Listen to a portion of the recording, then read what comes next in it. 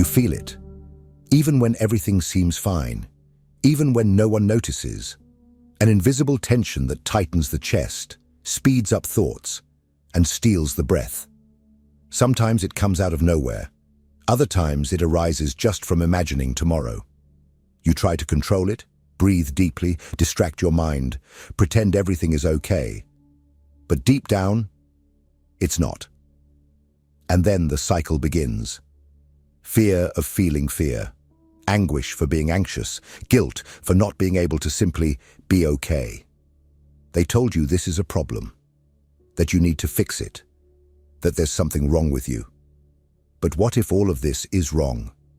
What if anxiety isn't a flaw, but a symptom of something much greater and much deeper? In this video, we won't give you breathing tips or productivity lists to tame your mind.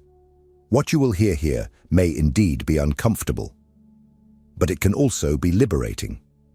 Because maybe no one has told you that this restlessness that haunts you can actually be a legitimate cry from your consciousness. Not a mistake to be corrected, but a message to be heard. Alan Watts said that the desire for security and the feeling of insecurity are the same thing. And this phrase, as paradoxical as it seems, contains a brutal truth. The more you try to ensure emotional stability, the more anxious you become. Because anxiety arises precisely from the refusal to accept that life is impermanent, unpredictable, uncontrollable. You suffer because you want to control what cannot be controlled, the future. Now pause for a moment and think about it. What are you trying to avoid? Failure? Pain? Abandonment? Death? Whatever it is, anxiety emerges as a natural mechanism in the face of uncertainty. And that's where biology comes in. Robert Sapolsky, one of the greatest living neuroscientists, shows in his book, Why Zebras Don't Get Ulcers, that the stress system that consumes us today was originally a survival tool. Our brains were shaped to react to real physical dangers, like a predator in the savannah. But today, the predator is a notification on your phone, an email, a thought, and the alarm keeps ringing. You're not going crazy. You're living in an ancestral body, trying to survive in a modern world. Your brain doesn't know there's no lion hunting you. It reacts the same way, with muscle tension, rapid heartbeat, shortness of breath. And when this response repeats every day, what was meant to be a defense mechanism becomes an internal prison. But here's the central point. What if you stopped fighting against it? What if, instead of trying to control anxiety, you learned to understand it, to see it not as a mistake, but as a legitimate reflection of your humanity? This video is for you who are tired of fighting against yourself, for you who have tried everything, therapy, meditation, medication, escape, and still feel the emptiness growing inside. Here, we will dive deep. We will look at anxiety as you've never been shown, as a mirror, a symptom, and perhaps a teacher. And from this new perspective, something may change. Don't expect easy answers. But if you are willing to face the truth, and yourself, you may find here something more valuable than relief, clarity. Now tell me, are you ready? Because after this, you won't see your anxiety the same way again. In The Wisdom of Insecurity, Alan Watts presents us with one of the most uncomfortable truths of modern existence. We live in a constant state of anxiety because we are obsessed with security. But what we fail to realize is that this obsession is, in itself, the root of insecurity. The very desire to control the future, to ensure that everything will turn out well, is what throws us into a spiral of fear and paralysis. Watts points out that modern humans live like ghosts, caught between a past that no longer exists and a future that has not yet arrived. We are always projecting ourselves forward, trying to anticipate risks, ensure stability, avoid chaos. But in the process, we neglect the only place where life truly happens, the now. According to him, We live in a state of continuous frustration because we seek a certainty that the very fabric of reality cannot provide us. Nature is change, flow, impermanence. Everything is in constant transformation, including you. But instead of accepting this, we cling to illusory structures, plans, goals, controls, as if this could prevent the inevitable. And it is this resistance to what is that generates the tension we call anxiety. For Watts, anxiety is not a mistake of the mind. It is a natural reaction to the absurdity of trying to live as if life were predictable. We fear emptiness, silence, death, and so we invent ways to fill them: careers, relationships, religions, distractions. But none of these constructs provide us with the security we seek, because none of them are static. Everything slips away, everything changes, everything dies. And the more we try to keep everything under control, the more anxious we become. He writes, "The search for security is a contradictory desire. When you seek to feel secure, you are precisely assuming that you are not. And that, in itself, is insecurity." This is the key point. Anxiety does not come from reality itself, but from our futile attempt to deny it. We want to control the waves instead of learning to surf. We want to ensure a stable future in a universe in eternal mutation. And in this process, we cease to live. Indeed, according to Watts, the more you try to plan your life, the more you lose touch with real life, which only exists in the present moment. And here is Watts' final blow. There is no possible liberation while you insist on resisting the now. It is only when you deeply accept the instability of existence that the mind can begin to relax. Anxiety, in this context, dissolves not through force, but through understanding. Not through escape, but through surrender. But then, if the root of anxiety lies in our mind that refuses to live in the present, what happens when we look at the body? What if this constant state of alertness is more than a mental pattern? What if it is deeply ingrained in our biology? This is what we will explore in the next part. If this content is making sense to you, click the subscribe button and subscribe to the channel. Thank you for your support. While Alan Watts reveals to us the existential abyss of a mind that refuses to live in the present, Robert Sapolsky takes us to an equally disturbing dimension: the body, the flesh, the nervous system that you carry within you. And what he shows is as impactful as it is revealing. Anxiety is not just a psychological phenomenon. It is, above all, a direct reflection of our biological heritage. In Why Zebras Don't Get Ulcers, Sapolsky begins with a brilliant provocation. Why do wild animals like zebras not get ulcers while stressed humans do? The answer is cruelly simple, because animals only activate their stress system when faced with real and immediate danger. A lion jumps. The zebra's body goes into total emergency mode.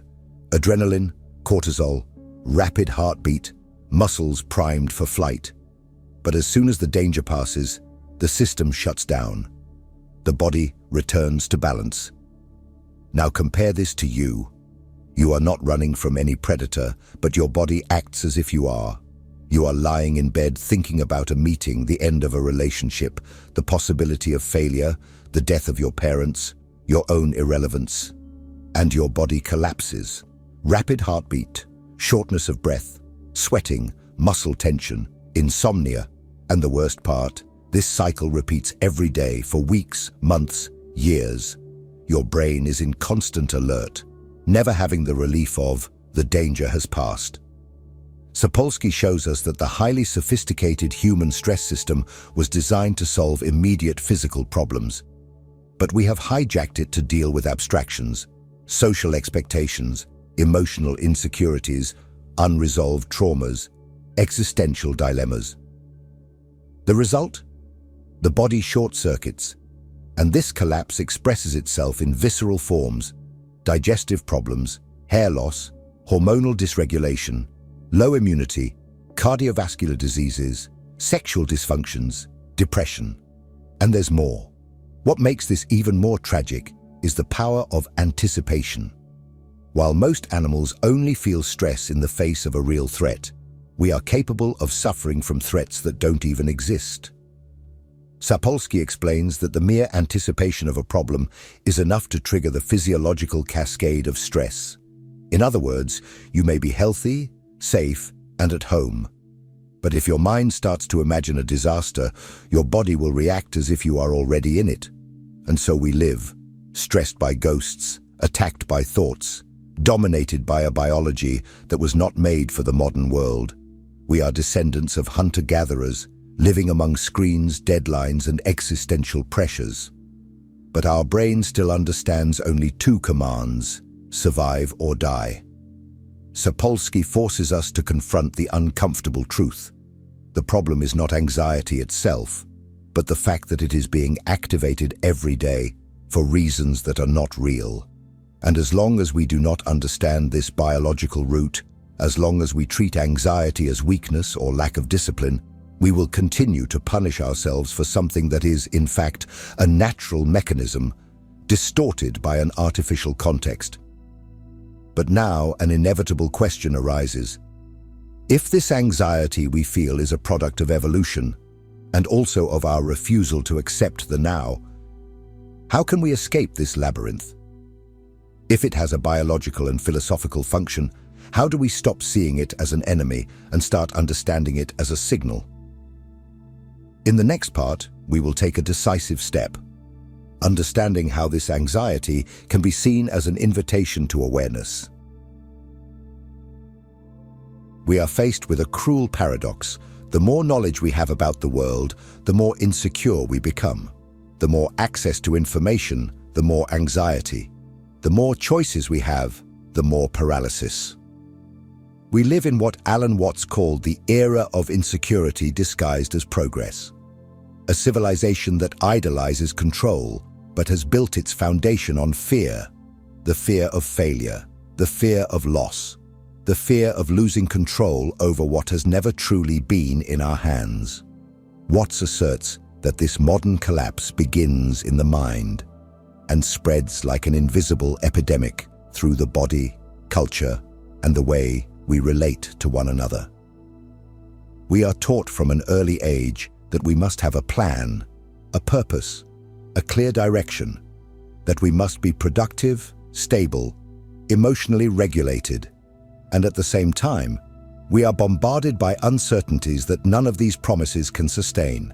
Life changes, the world goes into crisis, people leave, the body gets sick, chaos invades, and suddenly, everything that seemed secure dissolves before our eyes. And what do? We rush to try to control even more. We set goals, seek techniques, follow gurus. We create obsessive routines, self-help philosophies, and motivational speeches that deep down are nothing more than desperate attempts to silence fear. But as Watts would say, the more you try to grasp water with your hands, the more it slips through your fingers. Anxiety then arises as an inevitable reflection of this struggle, a mind that refuses to accept impermanence, and a body that collapses trying to obey impossible orders. Robert Sapolsky reinforces this tragedy from a biological perspective. He shows that our stress systems were designed to handle short-term events, and that the body simply was not built to maintain a constant state of alertness. What happens when this system is activated day after day, for months or years? What happens when the threat never disappears because it exists only in your head? The answer is simple: collapse. Not metaphorical, but literal. Cells aging prematurely, cognitive functions deteriorating, compromised immune response. An anxious mind not only suffers, it makes the whole body sick. And the cruelest part is that, even in the face of these signs, we insist on blaming ourselves. We believe that anxiety is weakness, that stress is a lack of balance, that we just need willpower. Nothing could be further from the truth, nothing more destructive. Both Watts and Sapolsky agree on a central point. Resisting the nature of life, whether psychological or biological, creates suffering.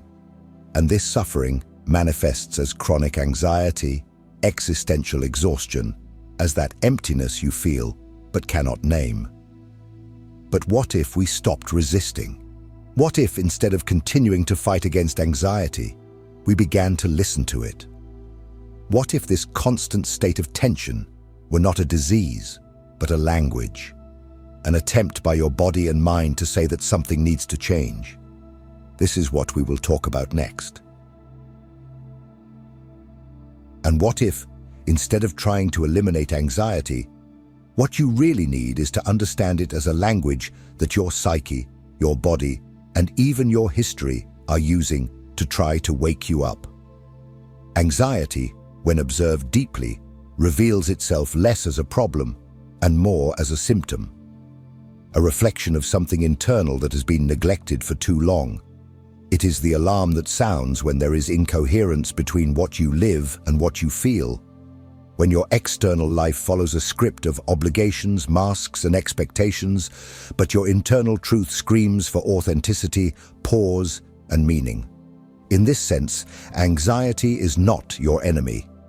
It is the guardian of the boundary between the false and the true. Alan Watts saw this with disconcerting clarity. For him, psychological suffering arises when we try to sustain an identity that does not correspond to reality.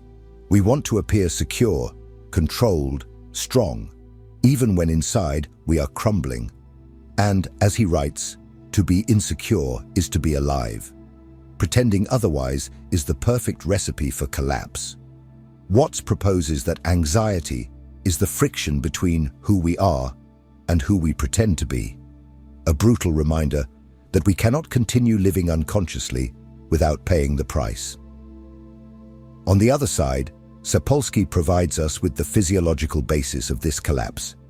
He shows that there is an intelligence in stress, an evolutionary function. It exists to protect you, to alert you, to prepare you. But when ignored, repressed, or distorted, this same system begins to act against you. Anxiety ceases to be adaptive and becomes self-destructive. But notice, this does not happen because it is wrong, but because you stopped listening, because you started fighting against it instead of understanding it as an ally. And it is precisely at this point that a new possibility arises. What if, instead of continuing to deny what you feel, you learned to observe, not to judge, not to react, not to flee, just to observe, to be present with the sensation, no matter how uncomfortable it is? Because it is in this state of radical attention that true transformation begins. When you stop seeing anxiety as an enemy, it loses the power to dominate you. This does not mean romanticizing suffering. It means recognizing that it has a purpose. That pain can be a messenger of growth. That anxiety, despite its frightening appearance, can be an invitation to presence, lucidity, and change. Anxiety, in this context, is the opposite of alienation. It is the beginning of awareness, and awareness is the first step toward freedom. But to follow this path, you need tools, not just ideas. You need practices, body, ground, presence. In the next part, we will move from the abstract to the point. How to start reconnecting with the present and return to the body the safety that the mind is desperately trying to manufacture. Anxiety does not disappear magically, but it can be dissolved when you learn to return to where life really happens, here and now. If what you're hearing resonates with you, you'll find real value in my ebook, Beyond the Shadow. It breaks down Jung's core ideas and gives you tools to understand yourself more deeply. Link is in the pinned comment. The time has come to make the hardest, and at the same time, most transformative move, to leave the head and return to the body.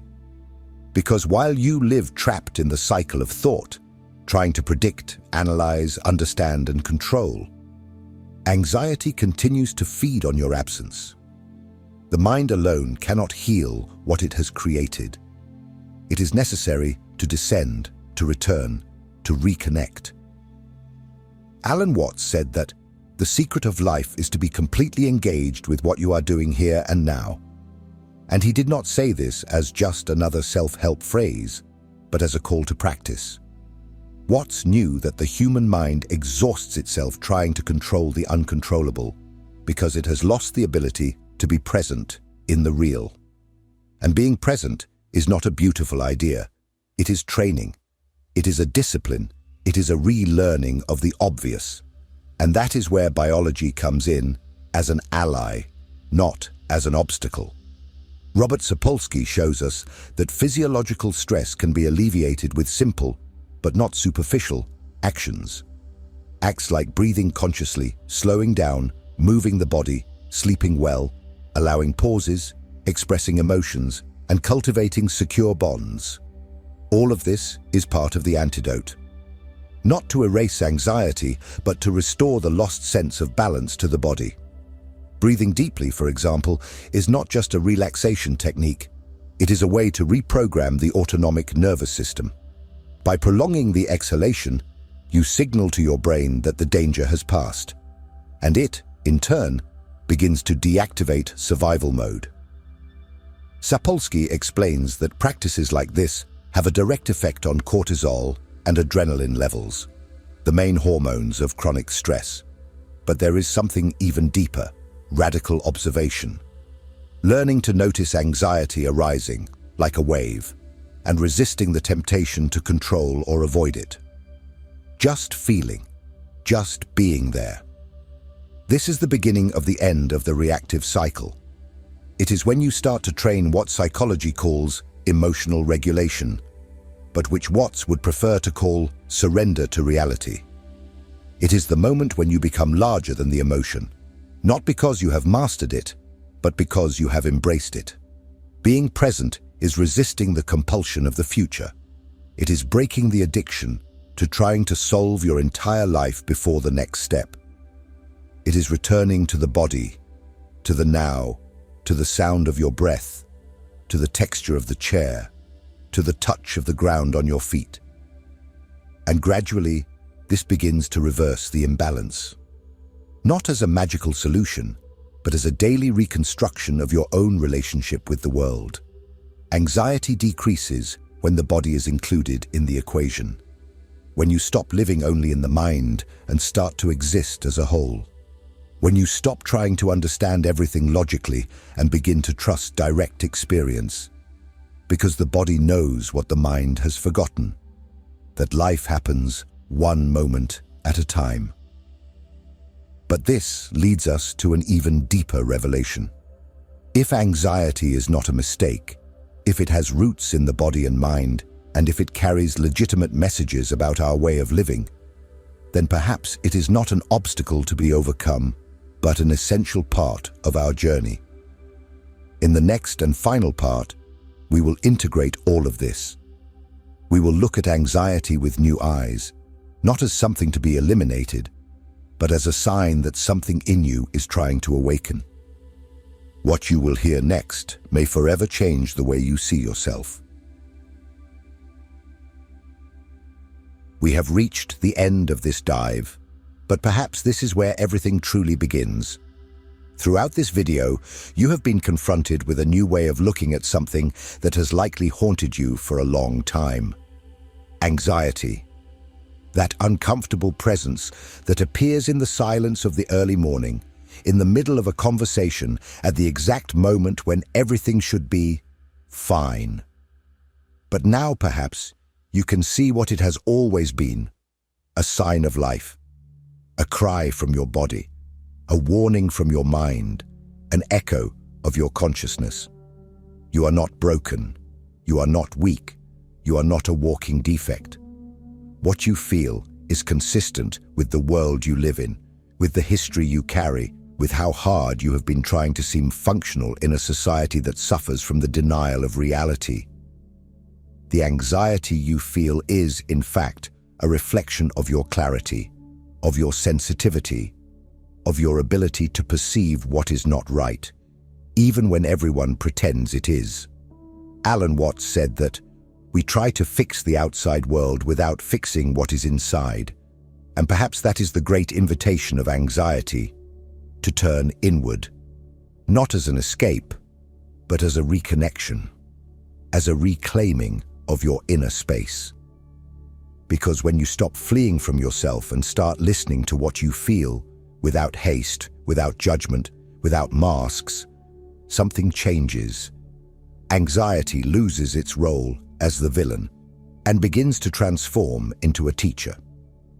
Sapolsky, with all his scientific precision, showed that understanding the body is an essential part of the process. Watts, with his philosophical clarity, revealed that accepting the now is the key to freedom. And now, it is up to you to unite these two truths, not to cure anxiety as if it were a virus to be exterminated, but to mature through it, to become someone more whole, more aware, more present. And this is not done in a video, nor in a day.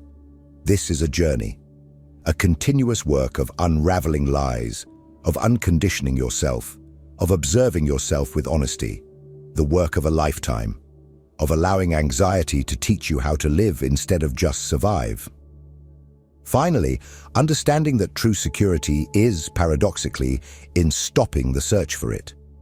If this video touched you in some deeper place, let me know. Write in the comments what impacted you the most. What part kept echoing in your mind? What excerpt would you have liked someone to tell you years ago? Your words can help another person who is experiencing exactly what you are feeling right now. And of course, if this content helped you see anxiety in a different light, subscribe to the channel. Here, psychology is unfiltered. Here, philosophy meets the body. And it doesn't stop here. The next video could be the key to continuing this process. It is important. I'll see you there.